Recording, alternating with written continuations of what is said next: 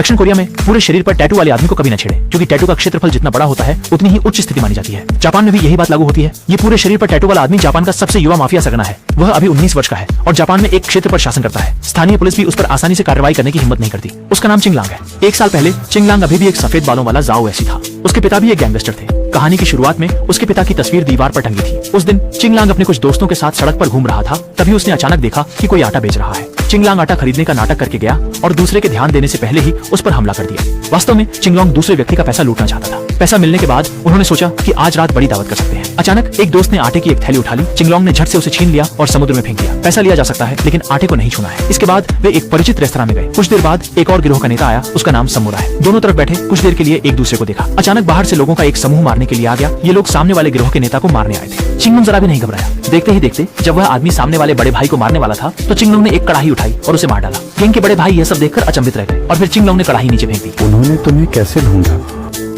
छोटे भाई डरे हुए थे। उन्होंने चिलोंग को जल्दी से ले जाकर भागा लिया। दूसरे दिन गांव के लोग चिलोंग को खोजते हुए आए और उसे गिरोह के बड़े भाई के पास ले गए। वे चिलोंग को अपने गिरोह में शामिल करना चाहते थे लेकिन चिलोंग ने मना कर दिया। गांव ने उसे एक कार्ड दिया और अच्छे से सोचने को कहा। अचानक भाई ने फिर से फोन किया और उसे जल्दी से भागने के लिए कहा। चिलोंग का पीछा करते हुए लोगों का एक समूह उसे काटने के लिए आया। ये लोग पिछली रात उनकी आटा छीनने के लिए आए थे। जल्द ही चिलोंग और उसके दोस्त पकड़े गए और सामने वाले गिरोह के प्रमुख भी बाहर आ गए। उसका नाम अक्षर नामत्याई है। सामने वाला चाहता था कि चिंगलांग अपना मेफन का पैसा वापस करे, लेकिन चिंगलांग तो एक जाओ ऐसे, तुम्हारे पास पैसा कहाँ से आया, और वह भी कीमती मेफन का। पैसे नहीं है तो मैं तुम्हें विदेश भेज दूंगी। सुना है कि युवाओं के अंग विदेश में बहुत कीमती होते हैं। जब वो जहाज पर चढ़ने की तैयारी कर रहे थे तभी अचानक उन्होंने देखा कि किंगलोंग के पास शानचुन का विजिटिंग कार्ड है। त्यानिया को लगा कि किंगलोंग शानचुन का आदमी है, लेकिन किंगलोंग ने कहा कि वह किसी गैंग का नहीं है। त्यानिया का गैंग और शानचुन का गैंग अलायंस में है, इसलिए एहतियात के लिए पहले एक कॉल करके पुष्टि कर ले।